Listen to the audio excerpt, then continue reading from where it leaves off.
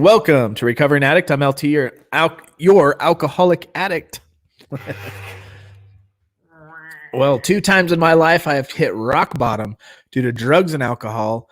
And that was the early 2000s with meth. And I committed a felony and I went to jail. And I got over it. I stayed clean for a little bit. And then I became a raging alcoholic in my 30s and had to enter a detox center to quit drinking.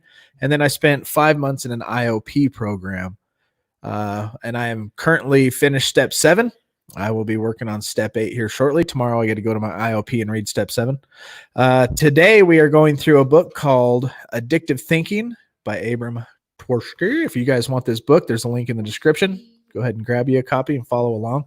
We're on chapter 4 and 5 today. They're really short chapters. We're going to go through those. We're going to read our thought of the day, and I'm going to let Felice introduce herself. I'm Felice Weaver, married to an alcoholic addict. Becoming codependent is what I did. So I went to counseling and now I'm here. Happy as can be. What's up, chat? Who's our Facebook user? Look at all the chat in the house. We got Merk and Danielle. And Brittany, what's up, fam? We got Epi and Teresa. Well, what's up, Merd? How you doing, brother? How's your dad? How's your dad there, Merd? Been thinking about him. And there's Cassie. What's going on, Cassie? Hi, Cassie. Ricky, what's up, dog? How you doing, brother? There's Ricky right there. Cherie, you made it. Right on. Grateful to be with you. We're glad you're here. Ever. Desmond, what's going on? How are you doing today? How is everybody today? Who's our Facebook user? That's Epi? It's Ep and Teresa. Awesome. How's everybody's sobriety treating them on this Monday? How is everybody's Monday? My Monday was all right. I was kind of lazy at work, so looking back over my inventory, I could have done way better. I could have went and helped people. I didn't have much to do myself for my projects, but I could have went and offered a helping hand, but instead I didn't. So I'm going to make that up tomorrow and be more thoughtful about my coworkers who are swamped. Been thinking about that, thinking about lifting people up instead of bringing them down, not gossiping, working on character defects, that kind of thing. Because character defects is what got us in trouble while we were in our addiction. And that's what we have to learn to battle and fight against as we stay sober. And here is Millie. I got a shower. She smells so fresh and so clean. All cleaned up. What are you eating? Gum. Got gum. Oh, you should go run and brush your hair one more time. Day 22, Brittany. Yes. Ooh, Brittany on 22. Nice. We are few, but we are powerful. Yes, you are, Ep. That's awesome. Everybody said hi, Millie. That's Teresa. I am on day 1 after 5.5 months sobriety. Sweet. Day 1. That's where it starts. You got this. I'm glad you're back. I'm glad you're throwing it out there. You just pick yourself up, continue, and progress. You didn't lose anything. You didn't lose your life. That's good. You still know everything you learned about recovery over your 5.5 months. You slipped up, pick yourself up, and move on. We're gonna defeat this. We're gonna continue to learn. We're gonna continue. Now take a look back. I would suggest, and you've probably been told all kinds of advice, but my advice to you would be take a look back 3 months ago, 2 months ago, 1 month ago, and see where you started. Because remember, if you were here when we went through this book called Staying Sober, we learned that recovery is like an escalator, a down escalator, and we're walking up it. And the moment we stop moving forward up this escalator, we start going down. And that's when relapse starts happening.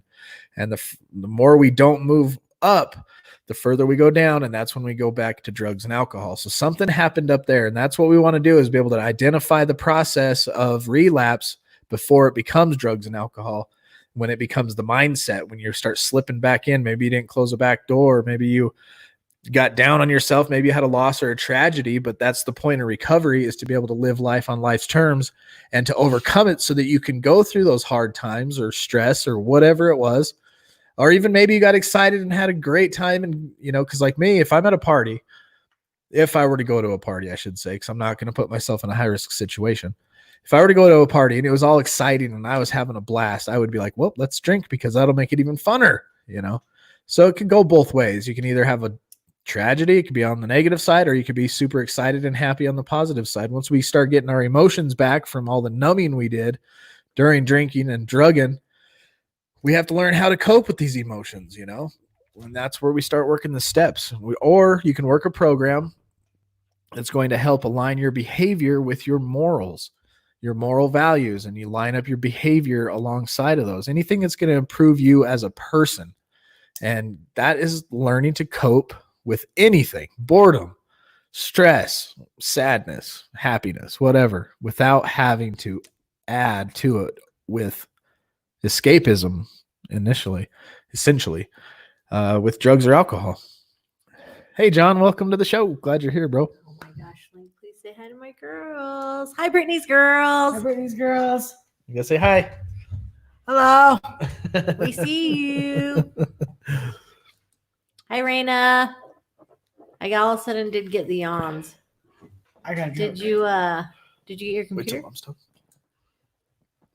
James is in the house. What up, Sober James? If y'all Say hi don't to know Sober Dawn. James, there he is. If you don't know, Danielle. now you know. Dawn. Hi, Dawn. Hey, Don. Linky has a joke for everybody. What did the fisherman say to the magician? Pick a cod, any cod.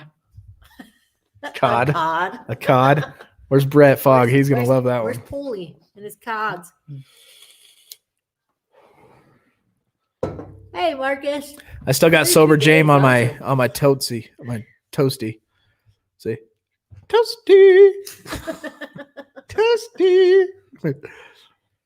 Yes, Raina got her new computer. She's back. Oh, you got a new computer? What kind? Let me know.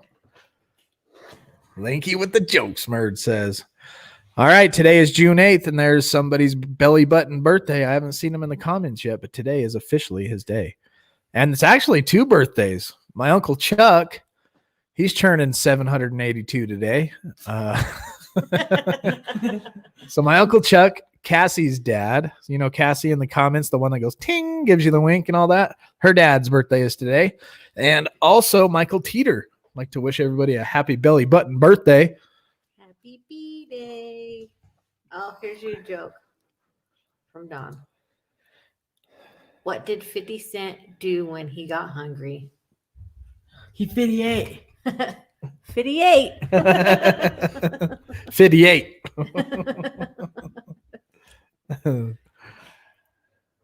Why are fish so smart? Why? Why are fish so smart? Because they I live saw in your house. schools. Oh, they live in schools. Oh, an HP. Oh, nice. Laptop, desktop, what you got? What you rocking, Raina? Rocking a haircut. We got a Ricardo in the house. Ding, 58. Ricardo. Hello, guys. My name is Ricardo. I am from Brazil. I have 43 years old. I live in the city of Taubaté, state of. So, man, you're really working my Spanish. I'm a police officer in Brazil. Congratulations on the work. I'm sorry, my English is very bad. I'm studying every day, and one day I will understand everything. Está bien palabras. ¿Cómo se dice? Me gusta mucho. I'm glad you're here. Welcome. 43 years. Are you sober? Did you drink alcohol, do drugs, or are you just a police officer that is in sobriety, like helping people recover? I'll try to talk a little slower when I ask your questions, Ricardo, just because I know what I was learning in Spanish. It seemed like it was really fast, even though it wasn't. Yeah. Laptop. Laptop. All right. Mobile. Let's read our June 8th AA thought of the day. And tell me if you guys agree with this or not. You ready? Do you agree or disagree? Once an alcoholic, always an alcoholic. We always get worse, never better.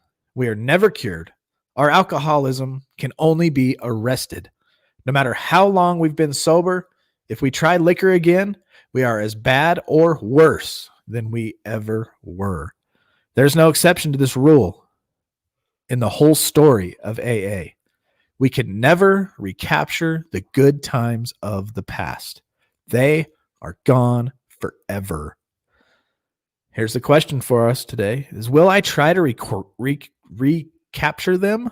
You going to try to go dipping back into those good times of your youth when alcohol seemed to be fun before it completely ruined your life? And you can just relay that to drugs as well. Hey, Aubrey, what's going on, man? I got another Hey, joke, bro. Aubrey. Huh? I got another joke. Oh, Lanky's got another joke. Can I tell a vegan joke? Never. I promise it won't be cheesy. Tell a vegan joke, but it won't be cheesy. Petey said, where you been hiding, Link? Over there. Behind the camera? In the digital bushes. Here's our meditation of the day. Your life has been given to you mainly for the purpose of training your soul. This life we live is not so much for the body as for the soul. Excuse me. We often choose the way of life that best suits the body, not the way that best suits the soul. God wants you to choose what suits the soul as well as the body. Accept this belief, and wonderful molding of character is the result.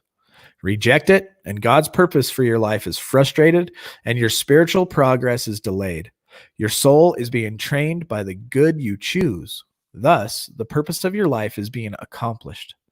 Here's the prayer of the day: is I pray that I choose what is good for my soul, and I pray that I may realize God's purpose for my life. Jake, what's going on? Glad you're back. Hi, Jake. Shout out to Sawyer House from Marcus. Yeah, so your house. Hope you're all doing Anchor well. Hearts, what up? Hello, love. Hope you're holding up, he says. That's awesome. Aw, that's so sweet. What's up, Dwight? Welcome. Hey, Dwight. Here's Aubrey we playing all agreeing hooky. I sneaked out. Everybody agrees? True. Agree. Yep. I do too. And it makes a pretty emphatic statement. It says there is no exception to this rule. No matter how long we've been sober, we will only get bad or worse if we ever try it again. We're once an alcoholic, always an alcoholic. We always get worse, never better. And that's what I've been thinking about a lot lately, is if I would continue to drink, it would have not ever gotten better. Like, oh, I'll continue to drink, and one day it'll just all of a sudden be better. No, it's only going to get worse and worse and worse. But in recovery, I look to the future, and it's only going to get better and better. Huh? You can take away the alcohol, but you still got the ism. That's right. You got the ism. We'll get into that for sure. Penny's in the house. Hello, Penny. It was nice seeing you guys the other day. Very true. That's Jen. Jen Martinez. Amen, Jen. Been in the IOP the next 3 nights. Oh, good. Oh, how is your... You nervous? You scared? How you feeling about it? Where's your mind at? My suggestion to you would be go in there and kick its butt. Knock it out, dude. Learn everything you can. You know what I mean? Just commit 100% to it. No looking back. Recovery or relapse and continue down the road. You got 2 choices. One goes this way, one goes that way. Embrace one or the other, because you really can't ride that middle road. There is no middle road. And if you're still flirting with the left side of the dark, evil addict and drugs and drinking, that's not good. You're going to fail. But if you wholly embrace the right side of sobriety and you're going down that path, then all will be well and things will only get better from here. Uh-oh, what's he backpedaling on me for? Oh, yeah. Go up a couple comments. To Aubrey? Yeah. Nope, one more. Sneaked out of work today. I have to work all day this coming Saturday and Sunday. No. Oh, no. Unacceptable. No. Unacceptable. You can't come on a live show, tell everybody to hold you accountable, and then back out at the last second. You committed. You got to find time. If you got to stay up a little extra late tonight and throw a video together, that's on you, man. You brought this on yourself. Not me. Not Petey. Nobody else in the chat. Only Aubrey. I'm going to be a pain in your butt, Aubrey, about videos. And I'm not holding back. You're just going to have to get used to it. If you don't like it, sorry, bud. He's just laughing at you. He's just laughing at me. I know, I can hear him now. And then he goes like this. Cherie says, "Bring it." She loves it, LT. Hashtag only Aubrey. I got another joke. Desmond says, if a true alcoholic, you can never drink again. You must accept this if you want to stay sober. Yeah, that's true. I 100% agree with that there, Desmond. Yeah, PD. Attaboy. Did you hear about the mathematic who was afraid of negative numbers? Well, he stopped at nothing to avoid them all. That's funny. Teresa said she was here, Aubrey, when you made that promise. Oh, Teresa remembers that. You know what? I think I'm actually going to go back to that video, snip it out, and play it every 15 minutes on our live shows until he produces a video. What do you think about that? Huh? There you go. Let's do that. All right, you guys. This is the book we're going through, Addictive Thinking. Boom, right there it is. I titled this video, The Inability to Reason with Oneself. We have a reasoning problem, and it's with ourselves. And it doesn't mean we're not intelligent people, but we're going to get to that part of it. But first, we're going to look at cause and effect. This is really super interesting. Cause and effect. He says he once heard a speaker describe the way that he used to think, right, during his drinking days. And this is kind of cool because it says this AA speaker used to think like this, which means he changed his thinking for the better. And then he describes his thinking during his drinking days as absurd and hilarious. He says the absurdity of his thinking was hilarious and everyone enjoyed a good laugh. Thinking was what he used to do. It was absurd and it was hilarious because of how absurd it was. So that's not really good. What page? We are on page 33. There you go, Cass. And Brittany. Page 33, and I'm just kind of breaking down this first paragraph as it gets us into these next 10 numbers. And this is genius because I would have never thought to do this, obviously. Not a very smart man right here. But it says there was more laughter when the man suggested that alcoholic thinking. Now, tell me what you think about this statement here. Alcoholic thinking is every bit as destructive as alcoholic drinking. And to illustrate this, the man read the questions from a self-test for alcoholism, substituting the word thinking for the word drinking. And this is what he read. Are you an addictive thinker? So he's changed all the drinking words to thinking. Are you an addictive thinker? 1, do you lose time from work due to thinking? 2, is thinking making your home life unhappy? 3, have you ever felt remorse after thinking? 4, have you gotten into financial difficulties as a result of thinking? Number 5, does your thinking make you careless of your family's welfare?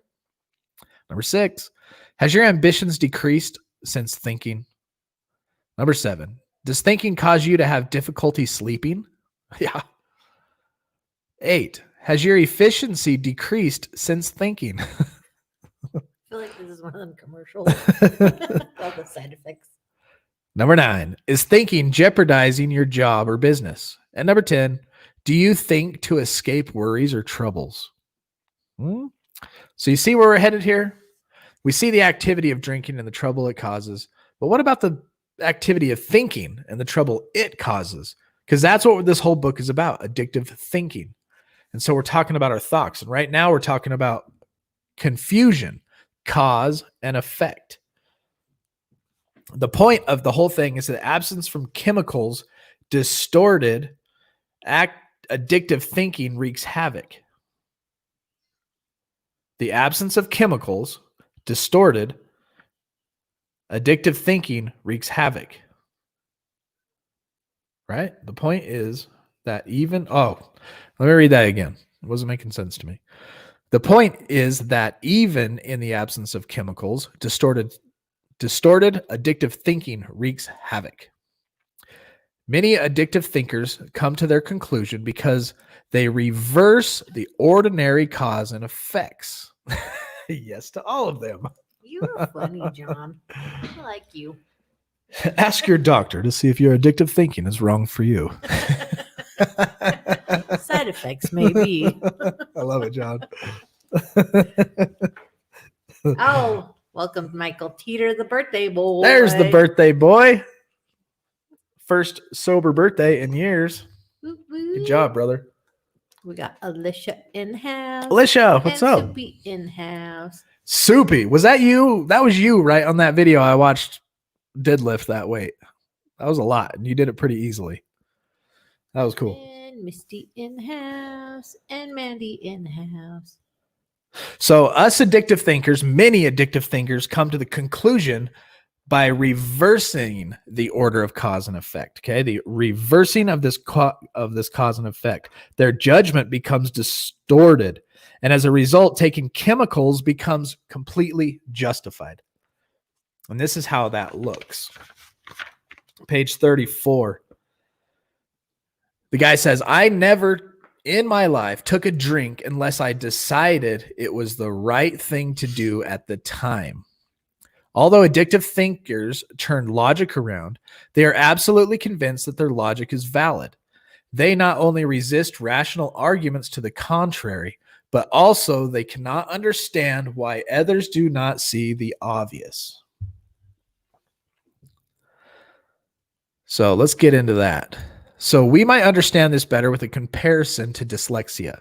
Some people who have a learning disorder see letters backwards, right? Some people will see the word cat and they'll read it as TAC, tac, or they'll read it as CTA, or, it'll jumble up the letters a little bit. But the dyslexic person are certain that they have read it accurately. The problem involves their perception of how the letters are organized. This does not indicate low intelligence, though. Dyslexia can occur in highly intelligent people. But it's very similar. Something similar happens to the addict with our mentality. We do the reverse of this cause and effect. For example, here's a story to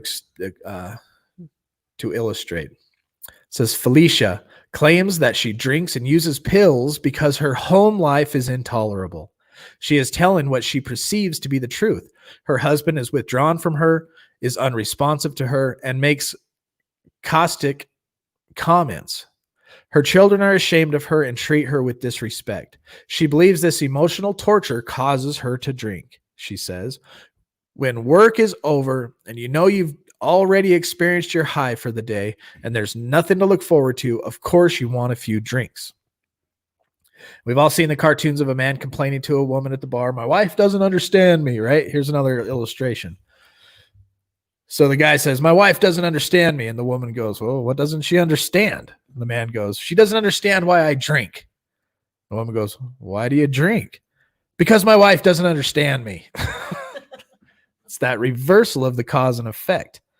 The attitude of the family, the pressure of the job, the insensitivity of the authoritarian boss, callousness of friends, anxiety attacks, headache, nagging backache, financial squeeze, or any other problem.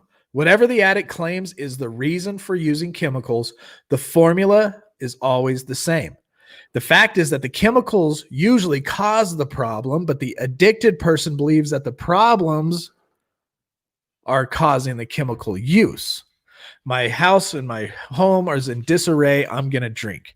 Instead of, because of my drinking, my house and my home are in disarray. Just like we saw those examples, 2 chapters ago, the one guy, he was drinking beer and he couldn't hold all the liquor, and he was making his stomach hurt. So he switched over to vodka and water, and he realized, well, that's not it. So he switched over to whiskey and ice and realized, oh, that wasn't it. And so he took the ice out and kept the whiskey. Never once, realizing it was the alcohol the whole time, because that's what we do. We justify what we want to have. And then in this situation, we reverse the cause and the effect. While Felicia does indeed have a problem she complains about, she fails to recognize her confusion over cause and effect. Her husband's behavior, although unpleasant, is a response to her drinking and pill taking. So the way he's reacting is because she's always drunk or high.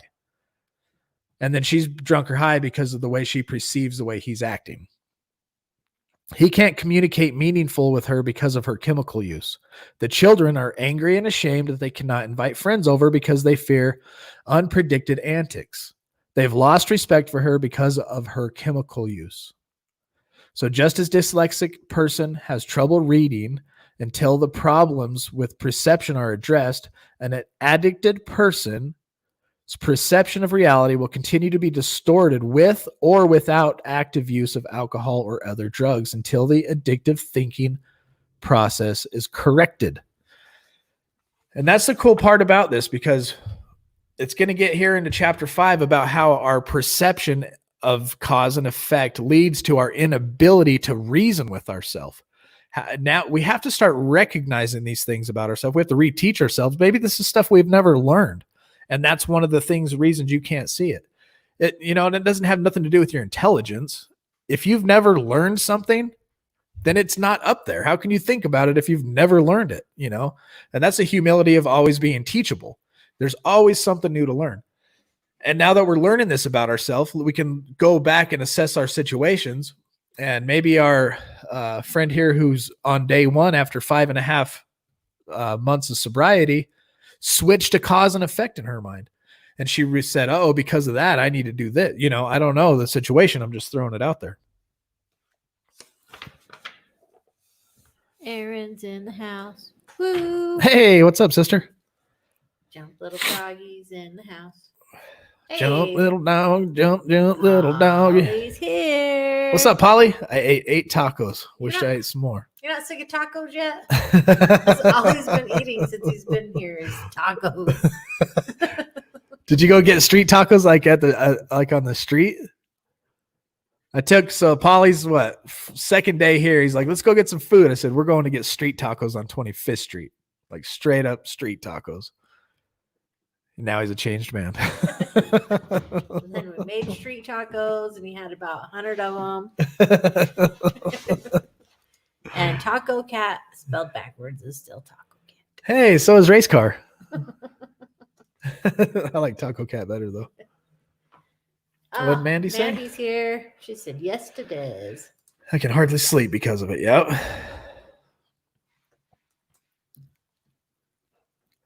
Committee meeting in our head, especially at night while trying to sleep. Yeah, no doubt. Loud ones. No diggity doubt. Hashtag taco moment. comment. Taco moment. Taco moment. Tamakamokin. Not yet. Chicago, Salt Lake City. My life is forever changed. So is radar. Spelled backwards is radar. Tacos. Tacos.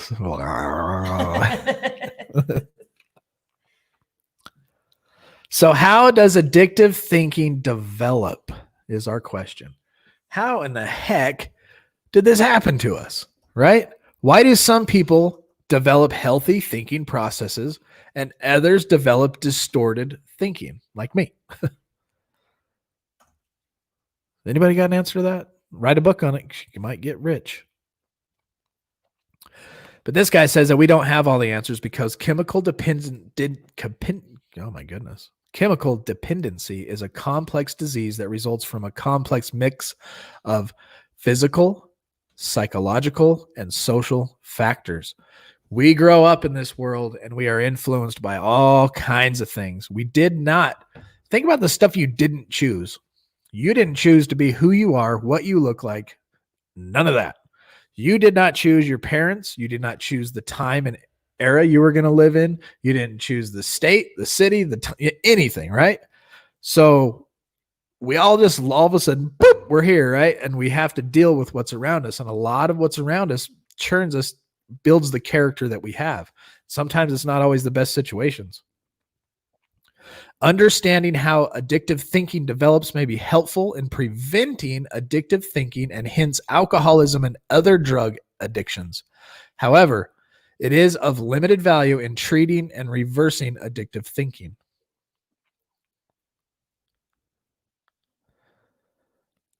So here's the inability to reason with oneself. Sheree said that is a good question. That's a good question. Yeah. After I finally fall asleep after hours of my head running, the moment I wake up, my head says, furthermore. Mine does the same thing. I finally get to sleep. Boom, the alarm goes off, and I'm like, no. I didn't post her questions, so she changed the verbiage. Such a bloody. What was it? That's awesome. Thanks, Such Sheree. a bloody good question.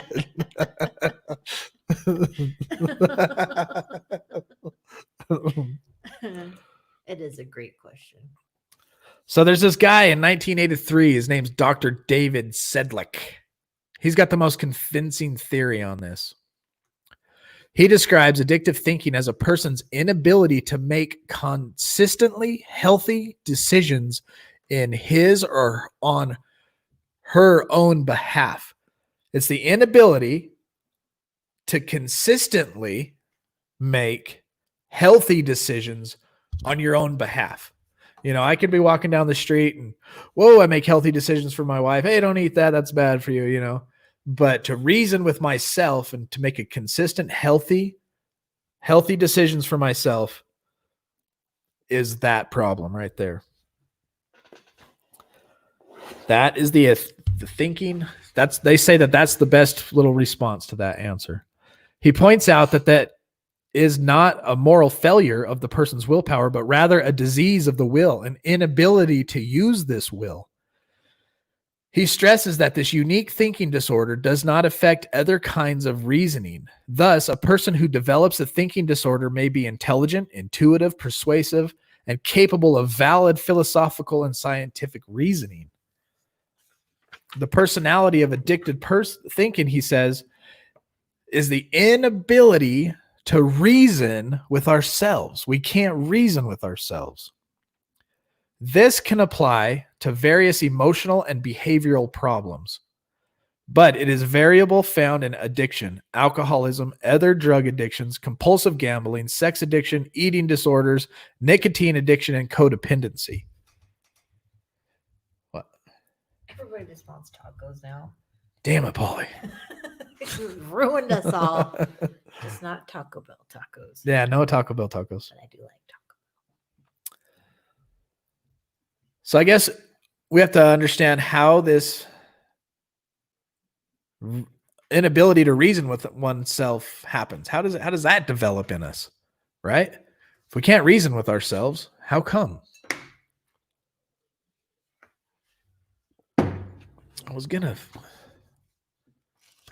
I forgot. I had a point I wanted to make, but we're going to look at 4 different things here. So first, a person must have adequate facts about reality. So this is how we can see how this is developing. If you don't have adequate facts, how can you reason with yourself, right? A person who does not know the damage alcohol or other drugs can do cannot reason correctly about their use. So somebody experientially enjoys alcohol. It felt good. I had a blast. You know, I was more outgoing. I felt like 9 feet tall and bulletproof in a crowd when normally I don't. And if they don't know the downside of what alcoholism leads to, they don't understand how it ruins your liver. They don't understand how it shrinks your brain, dehydrates you, and like pretty much kills you, right? They don't understand if they don't know the negative effects, but only are seeing the positive. How can a person like that even reason with themselves if you don't have accurate facts? So number 1 is first, a person must have adequate facts about reality. So that's where we have to research and learn things before we make decisions, I guess, right? Before we're going to make a decision, let's find out all the facts. Number 2, second, a person must have a certain value and principles as a grounds for making choices. So when you go to make a choice, you should have a value system. This is good. This is bad. You know, you have to have values, the golden rule, the good book, that kind of stuff. People develop these values and principles from their culture as well as for their home. For instance, A young man growing up with his family or culture values that say, now listen to this cool little example. So say somebody's in their family, right? And they're growing up around these men, and this is what they're taught. That to be a man, you have to prove your masculinity by being able to hold his liquor. You know what I mean? And that person may now think he needs to drink excessively. To be a man, I must be able to pound a lot of alcohol and hold it. Failure to live up to these expectations can generate deep disappointment. So now he goes out and drinking. He can't hold his liquor. And now he feels like a failure to his, uncle's father or whoever else was in town teaching him that stuff. People develop values and principles from their culture as well as from their home. Third, the person must develop a healthy, undistorted self-concept.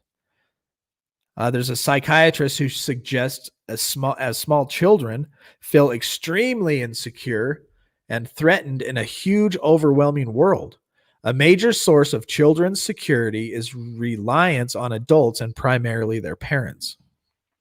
If children think their parents or other significant adults are irrational, unjust, arbitrary, and the anxiety is intolerable, he says. Therefore, children must maintain at whatever cost a conviction that the world is fair and just and rational.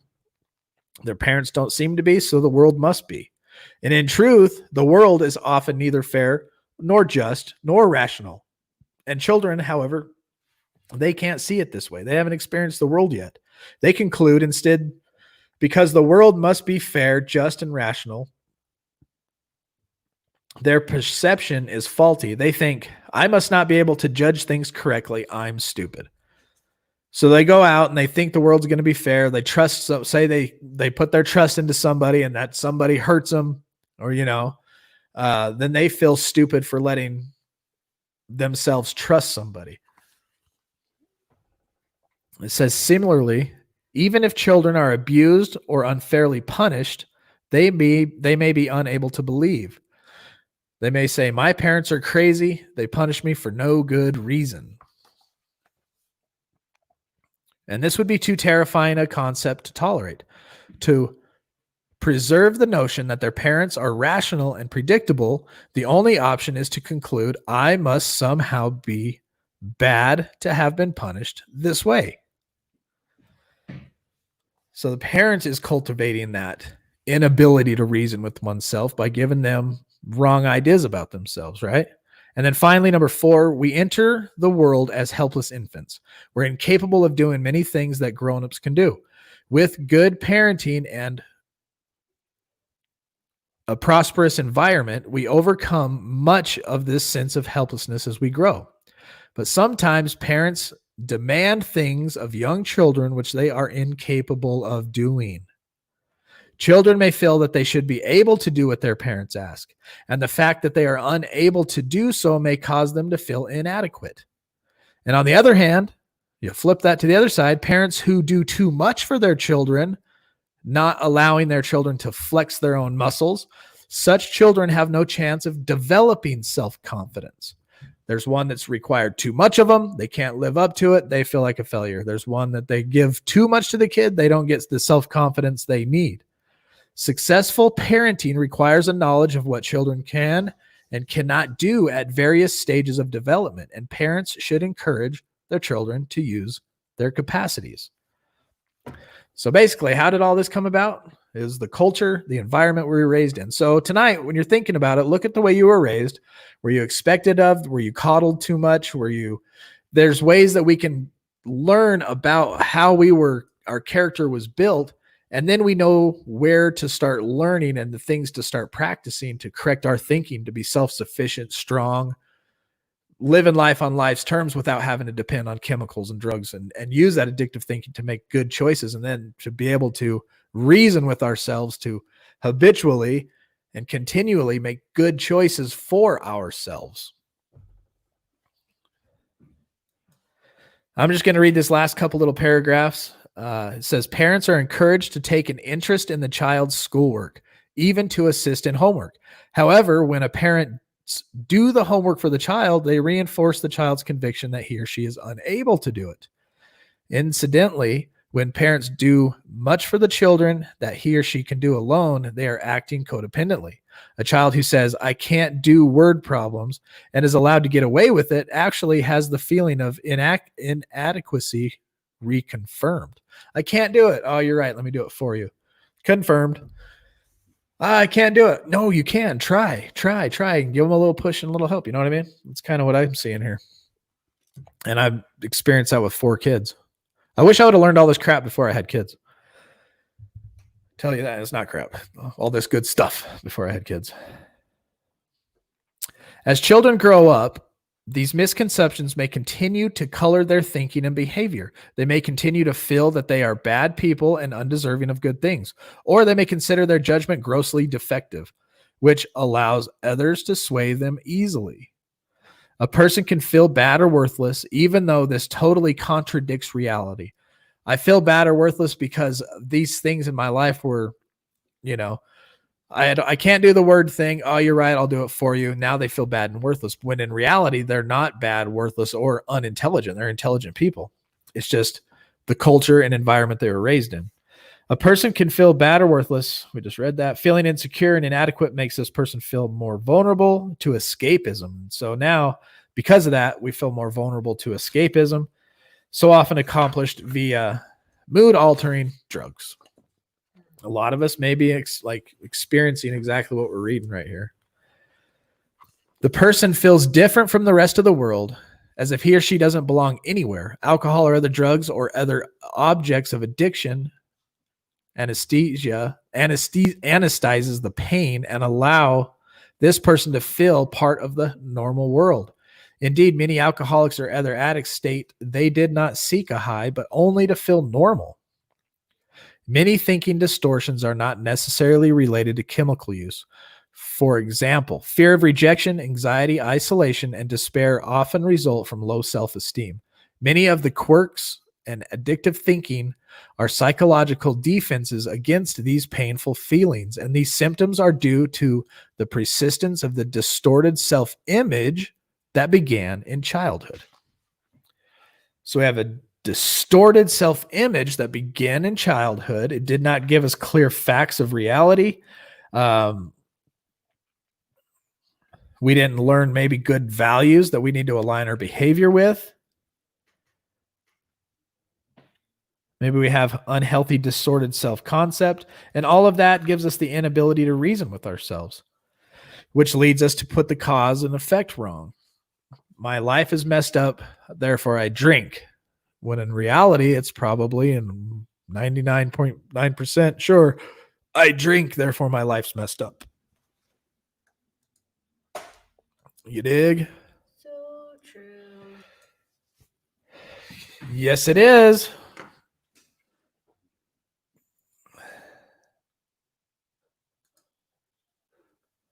And here is our little motivational quote from Cassie. Let me get rid of this comment. Whoopsie. All our dreams can come true if we have the courage to pursue them. Walt Disney. Right on, Cassie Dawn. Beautiful. Ding. Yep, you all know what to do. Bring it together and continue to spread that love. Down. All right, what our Facebook users say here? That's a big one. You know that's it. He's got lots of advice. As a person reasons, they build different points of good and bad thinking, trying to weigh if their decisions are worth. As we find greater worth, we find reason, and that reason is the thing we hold on to. When we find reason to hold on to sobriety, we learn to like our part of ourselves. Once we learn not to care for, so we learn that reasoning is just like a buildup of reasons to or not to for our best. Amen. I like that. I like it a lot. Hey, who's this guy? Big Hump Matters. That's cool. I don't know. Welcome to the show, brother. Glad you're here. Are you a photographer? Look good. That's awesome. I like that picture. What you shooting there? Looks like a 70 to 200 on your lens there. Maybe not. Well, welcome to the show. I'm LT. I'm an alcoholic addict. This is my wife who had to live with me as an alcoholic. I was the alcoholic. She wasn't. Yep. Aubrey's going to buy the book. Click the link, Aubrey, in the description. Yeah, if y'all want this You book, can buy it from Amazon. if y'all want this book, it's in the description. Addictive Thinking, Understanding Self-Deception. And if you want to get ahead of the curve, the next book we're going through is Addictive Personality, Understanding the Addictive Process and Compulsive Behavior by Craig Nacken. That'll be the next one we go through. We are currently on this one right here. But there's links in the description if you guys want to pick yourself up a book. That would be great. Granger. Thanks, guys. My first watch and really helped in making me think. Oh, good. That's what we're here for. Awesome. So those of you that are new, I was a meth addict, got locked up for a year, probation for 3. Later in my life, I learned nothing. I just figured I had a drug problem once, but I started drinking in my early 30s, which progressively got worse and worse until 40 years old. I was drinking a fifth a night and gallons as much as I could on the weekends. I'd drink to pass out and wake up and do it all over again. I checked myself into a detox center. I had to detox for 4 days, like 3 nights, 4 days. And then I checked myself into an intense outpatient program, and I worked steps 1 through 5 for 5 months. I transitioned out of there. I'm still working the steps. And now I'm here to read books and chit chat. Look at us as a bridge to a community. Join our private Facebook group and get to know everybody in the chat. That's going to help us stay sober. We are going to learn how to prevent relapse. If you are still suffering, you're high and drunk right this second, stick with us and you want to get clean. Just like AA or NA, the only recommendation or whatever, the only rule to be here is a desire to want to quit. And if you want to quit, we are here to try to teach tools and provide a community that's going to give you another avenue, another support network to aid you in that sobriety and through the future of your recovery as you learn how to not relapse, recognize the signs of relapse. What is closing the back door? What are these tools? What's HALT? What's all this weird stuff you guys are always saying? And we're going to just continually break all that stuff down. We've gone through 3 books right now. We've gone through Staying Sober, which so far this book was my favorite. We finished that one. Then we jumped into this book called The Steps We Took. We broke down all the 12 steps. And now we're currently on Addictive Thinking. I can't believe we're already 3 books in. We're on Addictive Thinking. And then the next book will be Addictive Personalities. And then and then after that, we're going to start going through this book called It Will Never Happen to Me, I believe. I'm going to read through it. I don't know. I haven't chose this one quite yet. Those are the books we're going through. Jump, little doggy. There's nothing wrong with discussing, understanding the working of our brains, but it doesn't really fix anything. What's the fix then there, jump little doggy? It's the actions. You can have all the head knowledge you want. Yep. If you don't do nothing. Amen. Faith without works is dead, huh? That's from a movie I've been watching for a while, unaware of the... Oh, okay. I was like, dude, that's awesome. What's the movie? Greg, what's up? Griggles. Not an addict. Sweet. Griggles TV Tech. Oh, he's from Twitch. What's up? Oh, what up, Twitch? Nice to see you. Hey, thanks for watching, bro. I was wondering if anybody was watching on the Twitch side of the house. Where are we located? We're located in Utah. Yeah, we're in Utah. Sorry we didn't get to the comments. I was busting through those 2 chapters real quick. And if I don't get to your guys' comments, please do shoot me an email or hit me up on the Facebook chat or whatever. And if you're new here, please hit that subscribe button and like this video if you got value out of it. Hit that like button. Hit that like button for Michael Teeter's birthday, for his belly button birthday, his first sober birthday. Yeah. The next book. Yes, it's in the link. Yes. Yes, such a wonderful community you have both created. So happy to be. We're glad you're here, Sheree. Yeah, absolutely. Can't wait till we go to Australia. Yeah, you got to pick us up from the airport. We'll be there Wednesday. This is Teeter's AA. Amen. Teeter's my brother. How is Simon? I've been talking to Simon, y'all. You heard, if you were in the Zoom meeting with him, you heard what's really going on with the guy. He's in a bad way, spiritually not fit, relapse. And he's hurting, you guys. His heart is heavy, heavy, heavy. So please put Simon in your prayers. If you do have his number and have a way to connect with him, just send him. You don't have to, hey, what's going on? Just send him a, hey, I'm thinking of you. Love you. What's going on? But on the positive side of things, he did reach out to his community and he had people circle around him and they are there for his support. So on a positive note, he hit bottom again. You know what I mean? His heart is just crushed right now. He's just the stuff he's going through. His heart's really, really hurting. But he reached out. He reached out to me. He reached out to a few other people. He joined our Zoom, and he reached out to locals in his area, and they were able to come to his aid and, you know, just to be there for him, which is what we need. We recover better together. That's the motto. That's what I'm writing on my shirt. Yeah. Recovering addicts. We need each other. Aubrey says he has rooms for you. Sweet. And, Cherie's not working Wednesday, so Oh, dang. plans are set. We'll be doing the show in Australia on Wednesday. Kids, we're leaving. We'll be back later. What did she say, Brittany? You make up your mind on the book. Well, this one I'm kind of intimidated by. I like the ones that are easy to read and easy to teach. This one I might have to scale back the lives to free up some time to dig in and actually study. Because I study the stuff before I read it, but sometimes I have to like study and prepare and then take notes and go off notes and stuff. So just give me a little bit of time with this book. Oh, he meant for the kids to go get ready. We're all coming. I did? Yep, Oh, that's what he meant. Cherie said so. okay. Aunt Cherie said so. Okay, back to you. Oh, yeah. Okay. Thank you for the format community. I did not want to be inappropriate in reaching out while struggling in this exact moment. Dude, that's why we're here. Big Hump Matters. If you have a different name you wanted me to call you instead of Big Hump, let us know.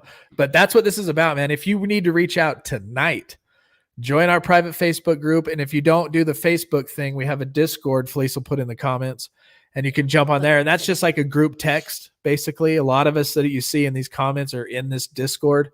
And if you're struggling, just let us know what you're struggling with. And there's a lot of people that have sobriety under their belt that can answer questions. Or just like I said before, we're here to support you. So any way you can connect with us, connect with us. I have an email I'll throw up here real quick. Did you throw that in the comments? I will in just a second.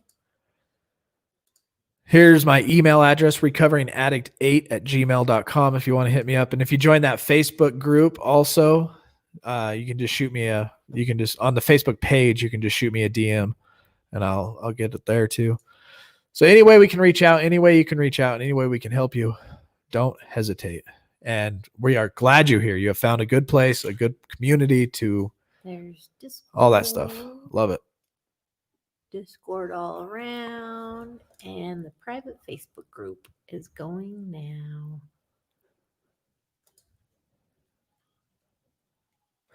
Glad you're here too. Hello. Good. Loving your sobriety gives me encouragement big time. We recover better together. Hey, that's a bad attitude, Teeter. I'm getting all stuffy. Hope the rain comes back. Where did the tree go?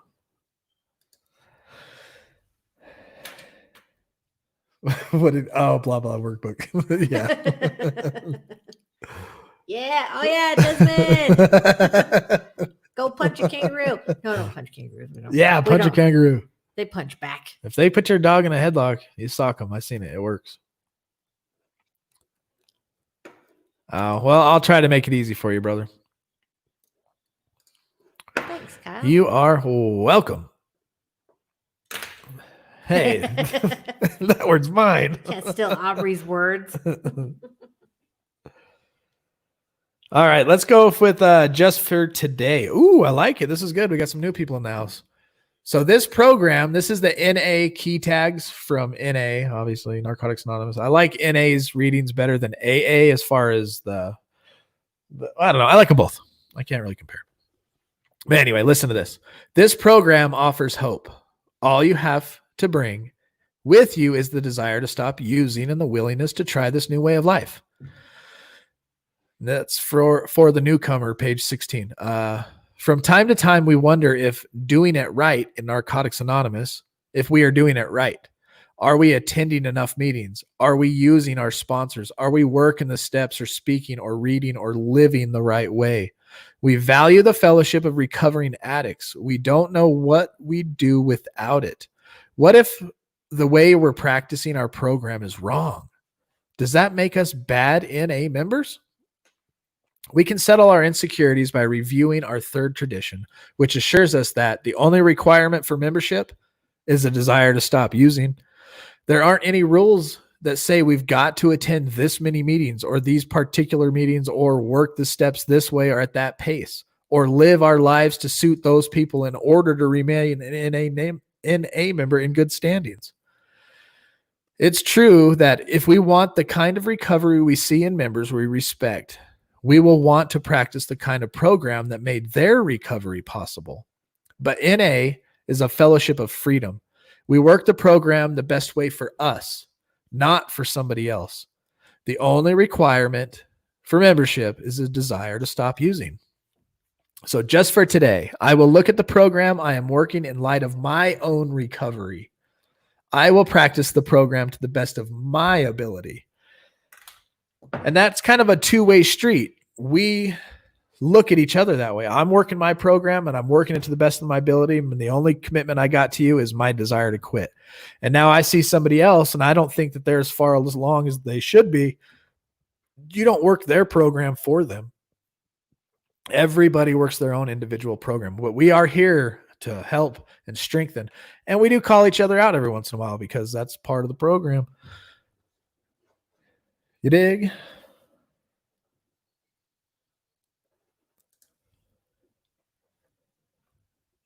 I really like the Sermon on the Mount by Emmett Fox. It was used by early AA people before the book was written, but would probably be a little deep.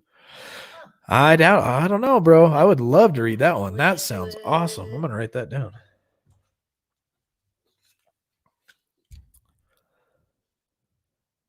Emmett Fox. I love the Sermon on the Mount. That's probably one of my favorites.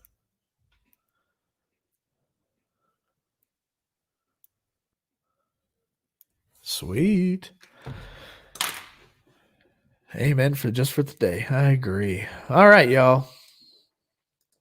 Don't you go nowhere. Hit that like button on your way out, but we got to say the Serenity Prayer first. I'm going to hit the like button. I win. All right. Ready? God. Wait, am I missing something? No.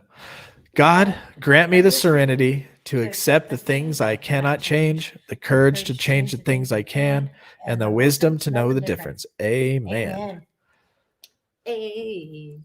Every night we are here at 8 o'clock. Boom. 8 o'clock p.m. Mountain Standard Time. I'm looking at redoing some things in the future, but not yet. So until then, we're here at 8 o'clock every night, YouTube, Facebook, going through these books together. And we will be back tomorrow, like I just said, at 8 o'clock. But until then, do not put yourself in a high-risk situation. Stay strong, work your program, and remember, we recover better together.